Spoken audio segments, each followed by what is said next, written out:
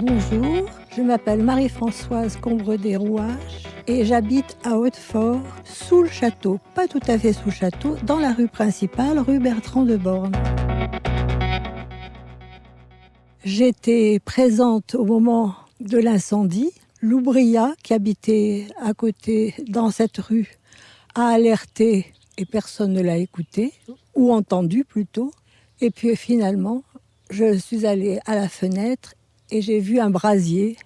Donc j'ai réveillé mon mari, Jean-Claude Rouache, qui est monté au grenier. En redescendant, il m'a dit « c'est trop tard, le château brûle ». Il a pris son appareil de photo et il a pu faire les photos magnifiques que vous voyez au château. Tout le monde a été affolé. Les pompiers n'avaient pas assez de pression. Leur lance était trop faible pour atteindre les toits. Et l'endroit même où ils voulaient puiser de l'eau pour éteindre ce feu, ces brasiers, l'endroit même brûlait. Donc ils étaient obligés de partir à l'étang du Coucou, remplir leur cuve. Et aussi bien Périgueux et Brive, les pompiers n'ont pas pu faire grand-chose. Ça a été terrible.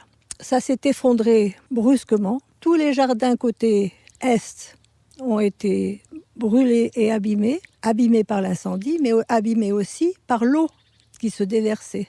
La baronne de Bastard était descendue voir ce qui se passait. Elle n'a jamais pu remonter avec la marquise de Hamodio, qui elle aussi a tout perdu. Elle avait un très beau collier de perles, parti dans l'incendie. Les invités de la baronne n'ont rien récupéré. Par contre, ceux qui habitaient du côté d'Est et qui ne sont plus de ce monde ont vu l'incendie bien avant nous et se sont précipités pour enlever les grandes tapisseries qui sont en bas. Mais pas grand-chose a été sauvé. Ça a continué à brûler. Le château a brûlé pendant un mois presque. 3 semaines, un mois, ça a brûlé. C'était énorme. Les pierres se sont disloquées, ça s'est désagrégé. Et nous avons eu tout le Périgord qui s'est déversé dans les rues pour voir. J'ai trouvé ça malheureux parce qu'ils ne comprenaient pas la douleur des gens du village.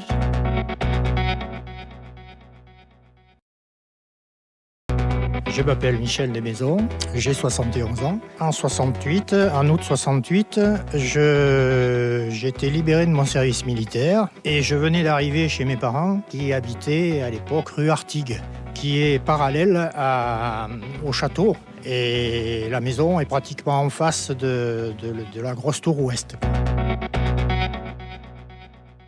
Cette nuit-là, j'avais retrouvé ma maison et en pleine nuit, j'ai été réveillé de façon assez brutale par mon frère. On partageait la chambre ensemble, qui avait été réveillé par des bruits bizarres dans la nuit. Il a ouvert les volets qui donnent plein sud, donc à l'opposé du château, et il a été impressionné par la lueur qui déjà inondait tout le village. Il est parti à l'opposé, et quand il a ouvert la porte qui fait face au château, il a vu l'étendue des désastres, parce que déjà, toute la partie du corps de logis principal était embrasée.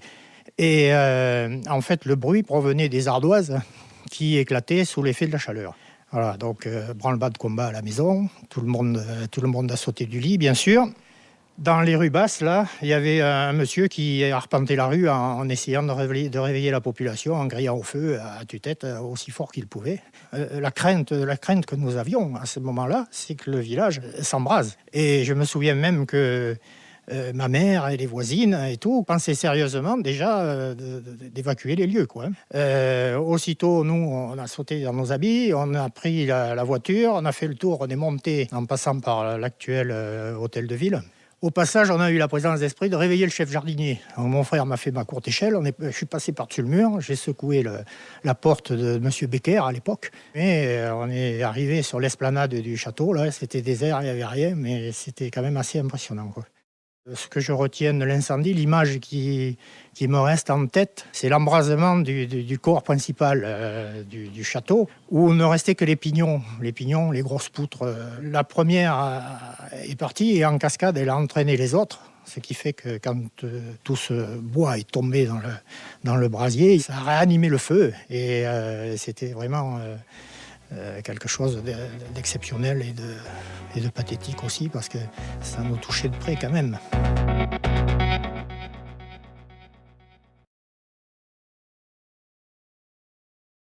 Je suis Paul Larue, j'ai 86 ans. J'ai été au conseil municipal en 1965. J'ai été élu, j'étais le plus jeune du conseil municipal et je reste le seul actuellement de l'époque. J'habite à vol d'oiseau à 3 km. On découvre le château comme si on était à côté et on nous a dit le château a brûlé. Bon, on a dit c'est pas possible. Et ce matin-là, il y a eu de brouillard, on voyait rien du tout. On voyait pas le château, on voyait rien. Tout de suite, on est parti, on n'a pas cherché à... On est parti et puis malheureusement on a été devant le fait accompli et tout le monde était catastrophé parce que le château, les gens disaient oh le château c'est ci, le château c'est là, mais le jour où il y a eu la catastrophe, tout le monde était inquiet quoi.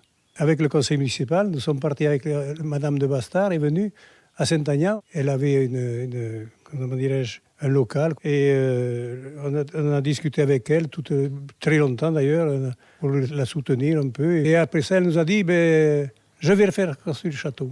Et c'est pour ça que tout le monde s'est mis à essayer de récupérer des fonds pour l'aider à reconstruire le château.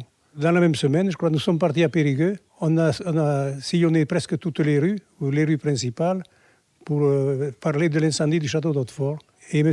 Guéna, qui était ministre des PDT à l'époque, nous avait aidé à faire un timbre qui a été vendu aux portes du château.